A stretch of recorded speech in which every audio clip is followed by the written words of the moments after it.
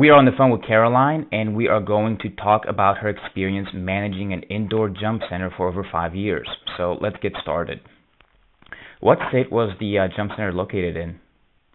South Carolina. Okay, and how big was the city where you were located in? Well, we were on James Island, which has roughly 40,000 residents, but the surrounding cities also came to us, which West Ashley, which is a close city, came in at about 60,000, and Mount Pleasant is about 66,000, which we got customers from all locations. Okay, so what year did the center open in?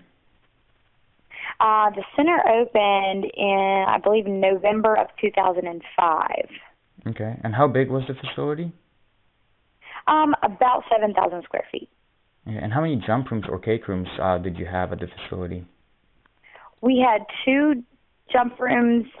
It was pretty much one big jump room. It could be separated into 2 if you closed off the one opening in between the 2 of them. But it was pretty much one big jump room. We also had initially when the facility opened, there were 2 until the last 2 cake rooms until the last 2 years that we were open when the facility was renovated, and we downgraded to 1 cake room and used the other cake room as a toddler area. Okay, and what was the ceiling height at the facility? In the jump rooms, our ceiling height was about 20 feet, and the front of the house, the ceiling height, I believe, was about 9 feet. So for the jump rooms, that's pretty good. Do you think that's an important factor for a jump center? Definitely. I think that even a higher ceiling than that would be beneficial if you had the ability, because there are lots of jump castles, especially the slides that are well over 20 feet high. So it does matter, depending on which jump castle that you want. So you kind of do have to narrow down your selection if you don't have a high ceiling. Okay. What did you use for flooring, and what would you suggest is the best option, and why? Initially, we were using foam puzzle piece floor mats, which I strongly recommend that you use carpet over anything that's not attached to the floor, because what we found with the puzzle pieces is that they shifted, and so your jump castles were never stationary and secured, and they were constantly shifting around and moving closer to each other and blocking emergency exits. So carpet did really well. It actually helped with the cleaning process. We used a darker carpet that actually, if we had gotten to this point, were able to be used with the black lights. So that's also a good factor, especially with teen night, if you wanted to have an upsell like that. But carpet definitely over anything that's not secured to the ground. Okay, and so in the jump rooms, how many inflatables did you have? It varied, but usually between 5 and 6 pieces. Okay, and where were the inflatables purchased? Most of our inflatables came from ninjajump.com. Okay. Now, you said 5 to 6 pieces. Was that per jump room? Because you said the room was kind of split up, or was that for the total for the facility? That was total for the facility, but we did rotate them out every couple of months, or when we got the opportunity, just to kind of keep the place fresh and new and a new experience for our regular customers. Okay. How often did you, I think you just mentioned, how often did you rotate the equipment? Usually between every 3 to 6 months. It was just kind of when it was convenient to do. Okay. All right. And how did you clean the inflatables? Or how often did you clean the inflatables? We clean the inflatables daily. As far as a deep clean, that would be probably, once a month we would really get in there with, a hand vacuum and scrub everything down, corners, creases, wipe off the tops of the equipment. But as far as the daily sanitizing, we did that, at least once a day, most of the time at the end of the day. But, it could be for slow. We sanitize more than once a day. Okay. And did you have to repair or replace any inflatables due to wear and tear?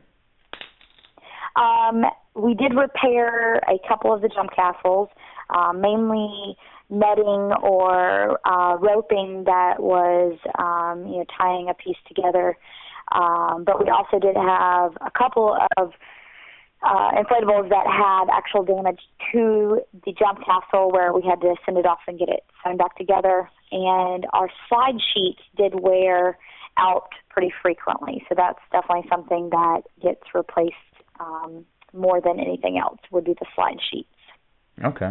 And then with that, obviously, you don't have to. That's a pretty quick thing, right? So the ones that we always had were Velcroed. Yeah. So all you have to do is unvelcro them. We actually use Pledge to wax them, which helps save the life of the slide sheet.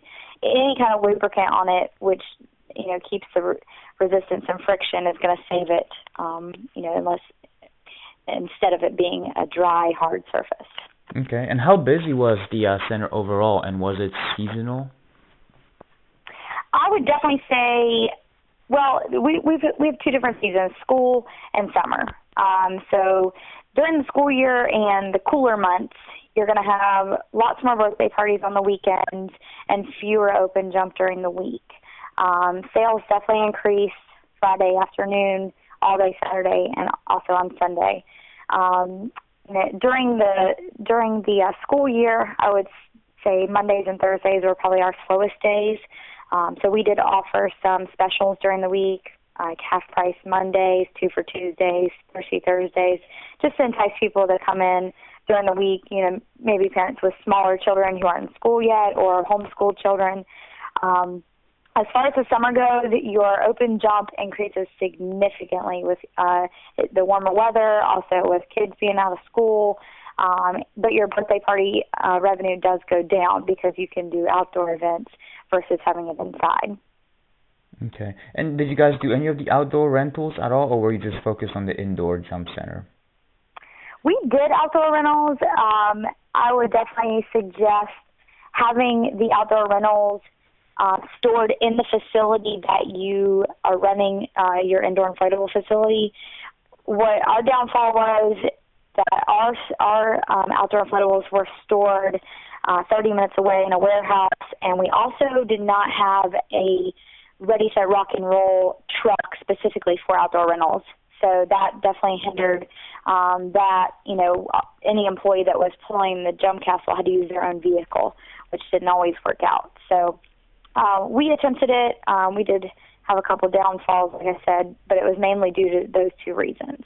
It can be very profitable if it's done right.